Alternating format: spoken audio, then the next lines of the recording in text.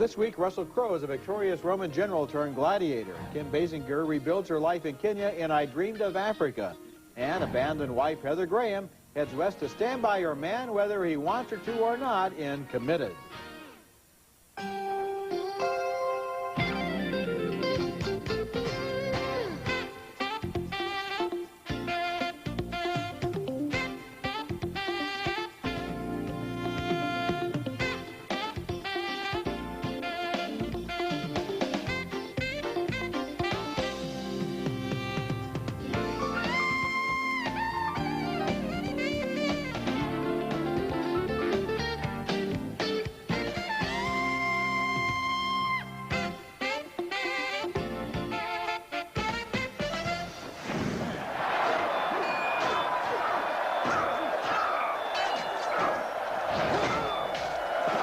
Oscar nominee Russell Crowe shares the Roman Coliseum with savage beasts in that scene from Gladiator. It's one of 5 new movies we'll review this week, and I'm Roger Ebert of the Chicago Sun-Times. And I'm Joyce Kilhaywick, film critic for WBZ-TV in Boston. Our first movie is Gladiator, and this one is a real disappointment, a movie that's been photographed in such a dark, dingy, and drab visual style that the energy just drains out of every shot. At the beginning of the film, you want to see some excitement. At the end, you want to see some daylight. As the movie opens, Russell Crowe plays the victorious General Maximus, who's chosen by Emperor Marcus Aurelius, played by Richard Harris, to end corruption in Rome. It's quite an honor, but the Emperor's son Commodus, played by Joaquin Phoenix, gnashes his teeth with jealousy. Our powers will pass to Maximus, to hold in trust until the Senate is ready to rule once more. Rome is to be a republic again. Maximus is left for dead by a vengeful Commodus and is later made a slave and transported to Africa, where he comes under the power of Proximo, a manager of gladiators, who was played by the late Oliver Reed, who died during the filming of this picture. Win the crowd, and you'll win your freedom. I will win the crowd. I will give them something they've never seen before. Gladiating is Maximus's ticket back to Rome, where the Colosseum is run like a Roman version of professional wrestling. Caesar is proud to give you alias the Maximus becomes the all-vanquishing hero, and that leads to a showdown with the insecure Commodus. My name is Maximus Decimus Meridius, commander of the armies of the North, general of the Felix legions, loyal servant to the true emperor, Marcus Aurelius. Even though Gladiator was directed by Ridley Scott, who's famous for his special effects, the film has a murky look, and the Colosseum, partially created by computer animation, looks especially unconvincing. The actors do what they can, but the dialogue undermines them, and sometimes the parallels with the World Wrestling Federation seem almost deliberate. As when a tribune announces, Caesar is happy to present the only undefeated champion in Roman history, the legendary Titus. Give me a break. One other thing, Gladiator thinks that when the Romans wanted somebody to live, they signaled with thumbs up. Actually, live was signaled by a thumb inside the fist. An extended thumb in any direction meant death. But nobody in this movie knows this, and that's good for Maximus. You know, who cares? I don't think it matters. It's hard to even know where to begin here. I thought this was one of the best movies I've ever seen. I thought this was one of the best movies of the year. Ever seen? And you make this film of the year easily. You make it sound frivolous. There's nothing frivolous about this movie. This doesn't have any depth. This it doesn't have any juice. Is eloquent. The story grabs you from the beginning. It is visualized in a way that Ridley Scott is known for, where he reinvented the future in Blade Runner. He gives us an authentic, fresh take on the past here. It is not murky, and wherever it is murky, it serves the battle sequences. It is very, Russell Crowe, an actor of tremendous, charismatic, towering power. He has a kind of intensity and eloquence that we haven't seen, I think, since Richard Burton, and he also reminds me of Anthony Hopkins. And the characters here, Joaquin Phoenix, Commodus, the complexity of this character. The man is a monster. He's the monster he knows that his father is going to become. It's my turn. But Commodus we feel is sympathy for him. absolutely transparent compared to somebody like Nero in Quo Vadis, played by Peter Ustinov. My heart broke for him. This film succeeds in every way, on every level. And I have to say, I'm shocked at what you have to say about it. Absolutely doesn't. Did you see Titus? Yes, I saw Titus. Shames What? this movie. No. Let me talk. Titus shames this movie. It shames it. It shames it in the look, in the drama, in the characterizations, in the performances, in the depth. This movie is basically just a Gladiator movie. Titus and her work, as a matter of fact. It's a very unique vision, but it certainly wasn't as dramatically compelling as this. And the characters didn't have this kind of complexity. And the language here, you cannot make fun of the language. It was extraordinarily compelling. I actually prefer Shakespeare's language. 5 minutes. I was writing things down because it was you've got to make fun. This is no Technicolor toga party held on some Hollywood back lot. This is a fine We piece have a of major filmmaking. Disappointment and We have a major disagreement here. Okay. We certainly do. Our next movie, Up at the Villa, is based on the novella by W. Somerset Maugham and is set in 1938 Florence and the surrounding Tuscan countryside. Penniless English widow Mary Panton, played by Kristen Scott Thomas, is staying at a luxurious villa courtesy of a dwindling circle of Anglo-American expatriates who cling to their extravagant lives despite the threat of war and fascism. As the film opens, Mary considers the marriage proposal of the wealthy, older, and connected Sir Edgar Swift. He's leaving town for a few days and is concerned about her safety. I don't want to frighten you, Mary, but I must speak up. Regardless of what happens between you and I want you to consider leaving Italy quite soon. The hostility that we met with on the road last night merely confirms what I've already heard. While Mary's thinking it over, enters Sean Penn, glaringly miscast as the rakish American and married playboy Roly Flint. You can't possibly imagine what it feels like to be dependent on other people's generosity. No, I can't. But I do know what a loveless marriage is like. I know what that feels like and what that does. Aroused after rebuffing Roly's advances, Mary takes pity on poor young Austrian refugee Carl Richter, played by Jeremy Davies, in a surprisingly complex role. Oh. It's Viennese waltz. Can you dance? Yes, I can do that. At least better than I play violin. Let me see. After ensuing complications, Roly tries to convince Mary to run off with him. I love you. Isn't that enough?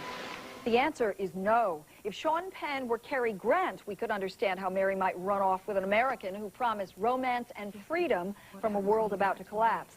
But Penn is stilted and thug-like and for once seems ill at ease. That throws off the whole love triangle. Sir Edgar, who is meant to seem the stifling choice, instead seems a refuge from both the impending political storm and the careless pleasures that Penn's Lothario promises. Scott Thomas, on the other hand, is ideal as a passionate, refined, but trapped woman, ripe for love with the right partner. But despite her performance, the intrigue, and the beautiful scenery, I was ultimately disappointed by Up at the Villa. I give this one a marginal thumbs up, and especially because of Kristen Scott Thomas, who does such a good job of playing a public role and at the same time having a private agenda and then having a secret agenda. So she's working on three levels. Roles within roles within roles. Yes, she wants to marry Sir Edgar and be the first lady of Bengal. She wants to have an affair. And she also was intrigued she has to manage by all of her this own charity work feelings. that she's doing with the Austrian refugee. And I like that, and I like the whole world of these people who are living right on the edge of the end of their world, because any moment now, they're going to be arrested as enemy aliens. Extinct. And then Anne Bancroft, who is very good in this movie, is going to find that her whole world has collapsed. And at the same time, the advice she gives the young woman and the confession she makes about her own life are very well delivered. But what about Sean Penn? I was disappointed by Sean Penn here, except the only way you could defend him is that he would be kind of a crude American of that nature. You could say he is kind of like that, but I wasn't especially, and I love Sean Penn, I wasn't especially amazed by this Sean Penn, too, and I was actually surprised at how miscast he was here. Okay, coming up later, Kim Basinger starts a new life in I Dreamed of Africa. Coming up next, Heather Graham tracks down her wandering husband in Committed. I came to talk about our marriage. Coming to theaters May 19. Wow. What is it? What is it? We have a visitor. You can discover a world that you've only imagined. Come on, get the herd out of here! Walt Disney Pictures presents Dinosaur, rated PG, coming to theaters May 19. Have you ever heard of for better or for worse. Now, do you think that means for as long as you both shall live, or do you think that means for as long as you're both fun? Heather Graham plays Jolene, a character who's ready for her wedding day and a lifetime of commitment in our next movie, Committed. But she's in for a very big surprise as her husband, played by Luke Wilson, suddenly takes off on a quest to discover himself. Jolene believes marriage is for better or worse and tracks him down in El Paso, where she befriends Carl's new girlfriend, a waitress who has no idea that Carl is married. I believe you. Okay, consciously, I didn't know he was married. But subconsciously, did I know? I don't know. While Jolene keeps an eye on Carl, a sculptor played by Garan Vishnish keeps an eye on her. Would you say you come into my humble abode over there? It's messy, but it's cozy, you know, sexy kind of messy. I just told you I'm married. Then Jolene's brother, played by Casey Affleck, flies out to keep an eye on his sister. There are certain things that I really like about Carl, but I'm not sure that he's worth all of... You think this is a question of worth?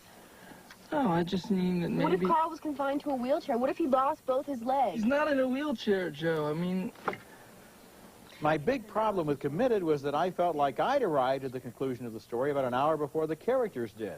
If it wasn't for a strong supporting cast, including Mexican director Alfonso Arau as an old snake charmer, the second half of Committed would be even slower than it is. You know, I would agree that there's a little bit of a lull two-thirds of the way through this movie, but I loved this film. Really? I thought it was a risky film. I thought it dared to say that in this world, the most adventuresome, outlandish choice a person could make is to be committed, is to take a leap of faith, and all of the magic that that entails. That's the journey she was on. I always love to be taken somewhere in a film, and this took us on an emotional journey. That's the journey she was on. I mean, this is basically just a kind of dim-witted comedy. I mean, let's face it, it's not about committing to life in a serious drama. This is a woman who takes the idea of commitment and the language of marriage very seriously and goes as far as she can, but she's no dope. She knows when to draw the line. Yeah, but the director should have known where to draw the line and ended the film half an hour sooner, as far as I'm concerned. And I also like Heather Graham. This same director made Manny and Lowe, which is one of the best films I've seen in a long time, so she's very talented. But on the other hand,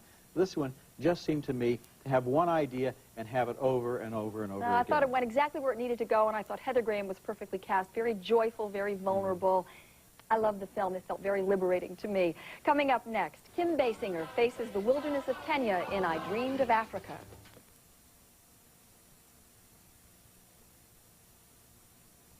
Wouldn't it be fun to make a new start in a new place?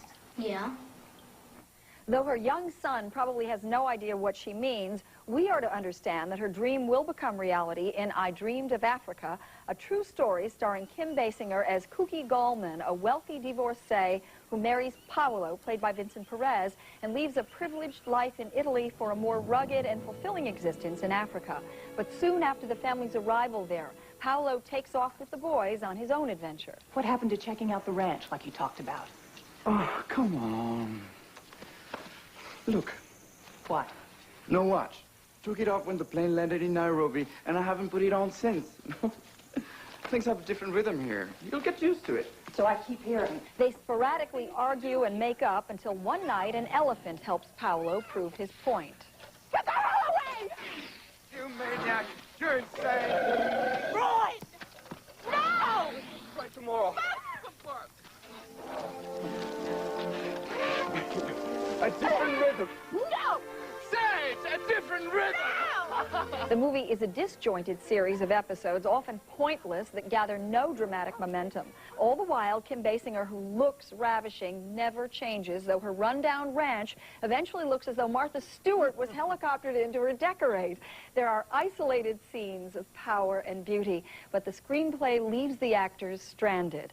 I Dreamed of Africa is a shapeless catalog of events that dissipates the impact of what must have been an extraordinary real-life experience. I'm in complete agreement with you, and I would go a little bit further. I do not want to sound politically incorrect, but where were the Africans? This movie does not take place in the 20s or 30s in Happy Valley, you know, the white mischief type period. This movie takes place in the 70s and 80s, when Africa, as we know by reading the papers, was a very different place. And these people seem to be living in some kind of dreamland where every once in a while she speaks a little Swahili to the foreman, and he goes off and disappears, and they lead their life without doing any work. Well, what do they do to support themselves? I don't know. I don't know why they're there. They keep referring to submission and how they're there, but we never understand why they're there. And there is one of those episodes with one of the tribes, and then nothing comes of it. They bring it up, and nothing comes of that. It's a very disjointed film. Yes. Okay, next movie, and our next film is Sofia Coppola's haunting and mysterious The Virgin Suicides, which is told from the point of view of neighborhood boys who recall a summer 25 years ago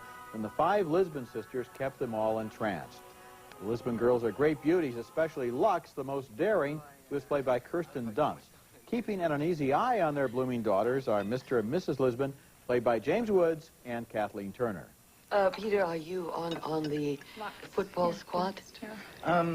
No, I play, but I'm not actually on the team. Ah. Oh, I see. Not a team player. Do you like to wrestle? You okay? Josh Hartnett plays Trip Fontaine, a brave local boy who tells Mr. Lisbon he'd like to take his daughter to the dance. You see, my wife and I have certain rules. They've been the same rules for the older girls, and I can't very well go and change them now for the younger ones. Even if I wanted to, the wife wouldn't let me. Mrs. Lisbon has grave doubts, but finally, reluctantly, she relents. We got white ones. We didn't know what you were wearing, and the guy, flower guy, said that white would go with anything, so... I'm glad you got white. I think you can kind of guess the ending of The Virgin Suicides from its title, but you won't guess the tone or the mood of the movie. It reminded me of Picnic at Hanging Rock, another poetic film in which angelic young women disappear mysteriously from the land of the living. The movie is wise in not trying to explain reasons or motivations or being too literal. It simply evokes the sense of loss on the part of those boys and the narrator who speaks for them a quarter of a century later. Once they knew perfection, and then it was gone. You know, and I wish that Sofia Coppola had been able to accomplish that sense of poetry in the film, but I felt that these women were sketched in very literally as characters, and so that begged the questions. You know, that asked, why did they do this? Their parents couldn't have, the way their parents behaved couldn't have explained their behavior. I mean, their parents were so terrible. I mean, she didn't really examine it from psychological or sociological reasons, and well, you don't want that's her to. Okay. You don't want psychological reasons. So if you're not going to go there, I think then you have to find a way to make it seem mystical and poetic. I think they do by the fact that it's being thought back on over 25 years, and that at that time, what happened has now been turned into myth in the memories of these boys. The narrator is what makes this work, because, of course, film makes things very literal. So the film actually looks at these girls and sees them as flesh and blood, but we also see them in a different way. I almost forgot there was a narrator, and that's how much the other story took over so much of the time. Maybe if the narrator had been more present, I would have had that sense of looking back. I think the whole point of view of the film is the eyes of these boys. See, you're a girl, so you didn't think about the fact that the guys are thinking of things, too. Had it been an ode on budding female sexuality and how terrifying that is and the ways in which we want to repress that would have been a different film. Interesting. That's a different film. It's also part of this film. Okay, coming up next, my video pick is the best film of 1999, according to me, anyway.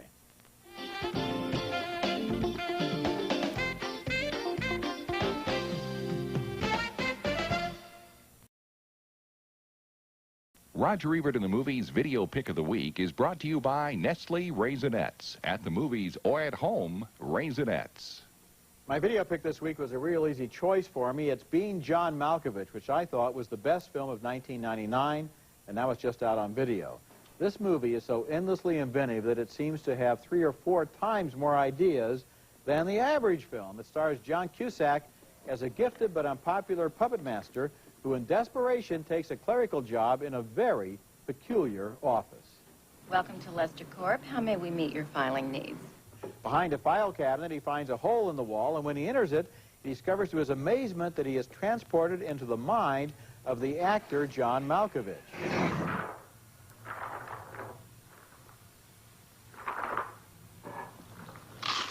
After 15 minutes of vicarious celebrity, travelers into Malkovich's brain are dumped back into the real world.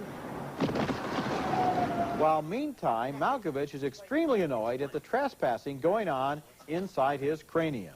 And we operate a little business here that simulates for our clientele, well, the experience of being you, actually. Simulate? Yeah, after fashion. Being John Malkovich was directed by Spike Jones. It's some kind of a weird masterpiece, and it's my video pick of the week.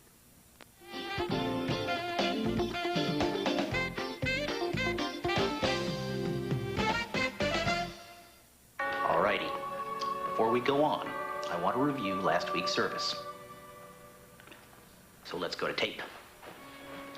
Nice, tight formation. Oh, sloppy pass, Michael. Very nice.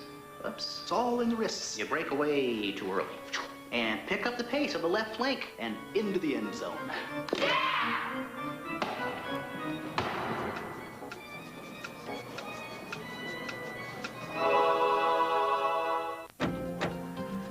You know Sears, satisfaction guaranteed or your money back. Well, Sears Pest Control brings that same guarantee to your home. Sears Service eliminates pests by thoroughly treating where bugs live and breed. And we guarantee you'll be satisfied or your money back. So when you're looking for pest control, call Sears, because there are lots of guarantees, but only one Sears satisfaction guarantee or your money back. Call Sears today. You'll be glad you did. Now let's take another look at the movies we reviewed on this week's show, and boy, did we have some disagreements. A big one on Gladiator. Joyce thinks it's one of the best movies she's ever seen. I thought it was shallow and murky. We split again on Up at the Villa. I liked the performance by Kristen Scott Thomas, but Joyce thought Sean Penn was hopelessly miscast. Another split on Committed with Heather Graham. Joyce thought the wife's faith was daring. I thought the film ran out of steam. 2 thumbs down for I Dreamed of Africa, a disjointed African saga starring Kim Basinger. And finally, another disagreement over The Virgin Suicides. I liked its haunting mystery. Joyce thought it wasn't haunting enough.